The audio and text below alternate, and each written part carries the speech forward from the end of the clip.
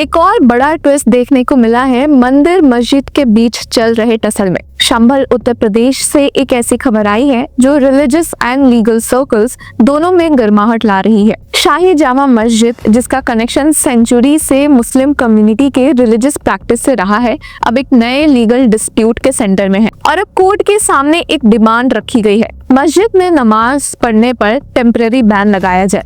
जी हाँ, आपने सही सुना। तो इस केस में क्या है लेटेस्ट अपडेट, चलिए इस वीडियो में देखते हैं इस केस के बैकग्राउंड के साथ भी। सबसे पहले सवाल है कि क्या है ये पूरा मामला। तो आपको बता दें कि पिटिशनर सिमरन गुप्ता ने सिविल जज सीनियर डिवीजन आदित्य सिंह के कोर्ट में एक पिटिशन फाइल की, जिसमें डिमांड की गई कि शाही जामा मस्जिद का एरिया डिस्प्यूटेड होने की वजह से वहां किसी भी तरह की रिलीजियस एक्टिविटी पर तुरंत रोक लगाई जाए, स्पेसिफिकली नमाज पढ़ने पर बैन। उनका कहना है कि ये मस्जिद एक पुराना हरिहर मंदिर तोड़कर बनाई गई थी और जब तक कोर्ट इस डिस्प्यूट पर फाइनल जजमेंट नहीं देता तब तक वहां रिलीजियस एक्टिविटीज अलाउ नहीं होनी चाहिए। The petitioner argued that since the site was deemed disputed by the court, Muslims too should be barred from offering prayers, just as Hindus were restricted from worship. Interestingly, ये demand सिर्फ एक temporary ban तक सीमित नहीं थी। सिमरन गुप्ता ने court से ये भी कहा कि the plea requested that the mosque be sealed and placed under the custody of the Shambhal district magistrate. अब इस डिमांड के साथ उन्होंने ये भी अपील किया कि उन्हें हिंदू साइड के एक ऑफिशियल पिटिशनर के रूप में केस में इंक्लूड किया जाए। आपको बता दें कि इसके पहले नवंबर 19, 2023 को ओरिजिनल सूट फाइल की गई थी बाय 8 हिंदू पिटिशनर्स, जिसमें एडवोकेट्स हरि शंकर जैन और विष्णु शंकर जैन भी शामिल थे। उसी दिन कोर्ट के ऑर्डर पर मस्जिद प्रीमाइसेस का सर्वे भी कंडक्ट हुआ था और फिर 24 नवंबर को सेकेंड सर्वे भी कंप्लीट किया गया था। तब से लेकर अब तक ये केस ग्रेजुअली चौंदाउसी सिविल कोर्ट के सामने चल रहा है। मुस्लिम साइड ने लोअर कोर्ट के सर्वे ऑर्डर को इलाहाबाद हाई कोर्ट में चैलेंज किया था, लेकिन उन्हें वहां भी रिलीफ नहीं मिला। 19 मई 2024 को हाई कोर्ट में जस्टिस रोहित रंजन अग्रवाल ने मुस्लिम पिटिशनर्स के प्ली को डिसमिस कर दिया था और ट्रायल कोर्ट के प्रोसीडिंग्स को कंटिन्यू करने की परमिशन दी थी। Advocate Shri Gopal Sharma, representing the Hindu side, told media that the High Court's order rejecting the Muslim side plea was submitted in court as part of the record. यानी देखा जाए तो legally Hindu side के पास अब एक स्ट्रॉन्ग सपोर्ट है high court का documented order. वहीं मॉस्क के लीगल रिप्रेजेंटेटिव एडवोकेट कसीम जमाल ने भी एक्सेप्ट किया कि the mosque legal team would abide by whatever order the court issues. उन्होंने कहा कि लीगल प्रोसेस का पूरा सम्मान होगा और कोर्ट जो डायरेक्शन देगी उसे माना जाएगा। लेकिन इस केस में एक और ट्विस्ट तब आया जब एडवोकेट बाबूलाल सक्सेना ने कोर्ट में पिटिशन फाइल किया स्टे ऑन नमाज के लिए, जिसमें सिमरन गुप्ता की तरफ से आर्गुमेंट रखा गया religious activity by any group should be restricted at the disputed site until a final judgment is passed. उनका कहना था कि जब हिंदू साइड को वहां पूजा करने से मना किया गया है तो मुस्लिम साइड के लिए भी सेम प्रिंसिपल अप्लाई होना चाहिए, इक्वलिटी बिफोर लॉ। अब हम आते हैं वायलेंस एंड ट्रेजेडी के मुद्दे पर, संभल सर्वे विच टर्न्ड डेडली। लेकिन ये केस सिर्फ कोर्ट रूम तक ही सीमित नहीं रहा। 24 नवंबर 2024 जब सेकेंड राउंड का सर्वे हो रहा था, संभल में एक वायलेंट क्लैश हुआ जो एक बड़ा कम्युनल फ्लैश पॉइंट बन गया। इस क्लैश में 4 लोगों की मौत हो गई, 29 पुलिस ऑफिसर्स इंजर्ड हुए, 2750 लोगों के खिलाफ FIRs फाइल हुई, 96 अरेस्ट की गई इंक्लूडिंग लॉयर्स और शाही जामा मस्जिद के प्रेसिडेंट जफर अली।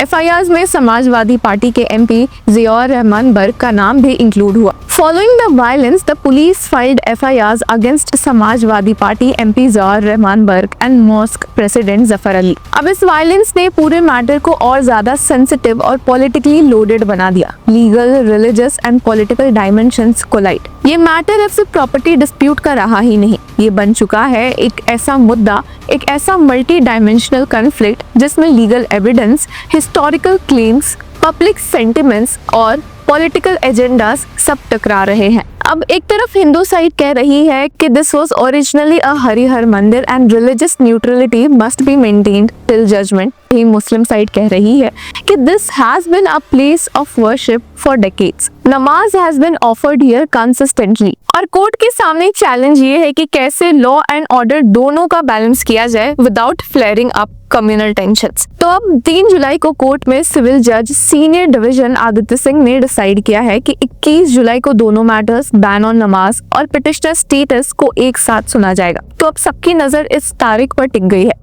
जब डिसाइड होगा कि क्या मस्जिद में प्रेयर्स टेम्परली रोकी जाएगी या नहीं। अब इसी केस में कुछ काफी interesting points Allahabad high court में रेज हुए थे, वो भी एएसआई द्वारा। उन्होंने कहा था कि शाही जामा मस्जिद एक सेंट्रली प्रोटेक्टेड मॉन्यूमेंट है और इसे एक रिलीजियस प्लेस नहीं माना जा सकता क्योंकि उसके सपोर्ट में कोई ऑफिशियल रिकॉर्ड नहीं है। एएसआई ने 1920 का एक गजट नोटिफिकेशन रेफर किया जिसमें शाही जामा मस्जिद को सिर्फ एक प्रोटेक्टेड साइट डिक्लेयर किया गया था, ना कि एक जगह जहां रिलीजियस प्रैक्टिसेस होती हो। एएसआई ने ये भी बोला कि 1958 के बाद जो ancient monuments and archaeological sites and remains act शुरू हुआ है उसके तहत ये मॉन्यूमेंट सिर्फ एक हेरिटेज प्रॉपर्टी है जिसका ओनरशिप या यूज किसी प्राइवेट या रिलीजियस बॉडी के पास नहीं है। तो इन शॉर्ट एएसआई कह रहा है मस्जिद कमेटी का ओनरशिप का क्लेम लीगली वैलिड नहीं है क्योंकि ये जगह सिर्फ एक हिस्टोरिकल मॉन्यूमेंट है, पब्लिक प्लेस ऑफ वर्शिप नहीं। और वहीं 19 मई 2025 को इलाहाबाद हाई कोर्ट में जस्टिस रोहित रंजन अग्रवाल ने ट्रायल कोर्ट के ऑर्डर को अपहोल्ड किया था, यानी कि एडवोकेट कमिश्नर मॉस्क का सर्वे कर सकते हैं। अब हाई कोर्ट ने इस फैसले में ये नहीं देखा कि इशू सेंसिटिव है या कम्युनल फ्लेयर अप्स का पोटेंशियल लगता है। उन्होंने purely procedural and legal angle से देखा कि क्या सर्वे करना कानूनी है या नहीं, और उनका जवाब था हाँ, सर्वे हो सकता है। अब इसका मतलब ये नहीं है कि कोर्ट ने डिसाइड कर ही दिया कि मस्जिद मंदिर के ऊपर बनी थी, लेकिन सिर्फ ये जरूर बोला कि इस दावे को वेरीफाई करने के लिए एक सर्वे जरूरी है। तो क्या हो सकता है अब अगला स्टेप? 21 जुलाई की हियरिंग के बाद कुछ पॉसिबल सिनेरियो सामने आ सकते हैं। कोर्ट टेम्पररी बैन लगा सकता है नमाज पर जब तक फाइनल डिसीजन ना आए। कोर्ट स्टेटस को मेंटेन कर सकता है, ना हिंदू पूजा ना नमाज। कोर्ट रिक्वेस्ट कर सकता है कि एएसआई या किसी एक्सपर्ट बॉडी से साइट का हिस्टोरिकल एनालिसिस करवाया जाए। बट अगर बैन लगता है तो नेशनल डिबेट और ज्यादा हीटेड हो जाएगी, स्पेशली आफ्टर ज्ञानवापी और मथुरा टेम्पल डिस्प्यूट्स जैसे माहौल में। तो broader legal trend, one dispute many echoes. अब ज्ञानवापी डिस्प्यूट, कृष्ण जन्मभूमि मस्जिद कॉन्फ्लिक्ट और अब शंभल शाही जामा मस्जिद हरिहर मंदिर केस, ये सारे केसेस एक नए एरा की लीगल कॉन्शियसनेस का पार्ट लगते हैं। अब ये वही जमाना है जहां religious identities and historical claims court room के अंदर प्रूव किए जा रहे हैं and courts are becoming arbitrators of faith linked property disputes in 21st century India. तो final thoughts, will the court bring calm और ट्रिगर chaos? शंभल का ये केस शायद एक स्मॉल टाउन के सिविल कोर्ट में चल रहा हो, लेकिन इसका इम्पैक्ट नेशनल लेवल पर फील होगा। अब 21 जुलाई पे पूरा फोकस है। अगर कोर्ट ने सीलिंग ऑर्डर या बैन दिया तो कम्युनल एंड पॉलिटिकल एनवायरनमेंट और भी हीटेड हो जाएगा, लेकिन अगर कोर्ट ने बैलेंस अप्रोच लिया जैसे एएसआई सर्वे या स्टेटस को, तब पब्लिक कॉन्फिडेंस जुडिशियल फेयरनेस में बरकरार रहेगा। तो क्या जस्टिस सबको बराबर मिलेगा या एक और लीगल फाइट, एक और इमोशनल स्टॉर्म बन जाएगी? Time and the court will tell. तो व्यूअर्स, आपकी क्या राय है, क्या ओपिनियन है, क्या कमेंट्स है, हमें जरूर बताएं और तब तक के लिए कीप फॉलोइंग लॉ चक्र।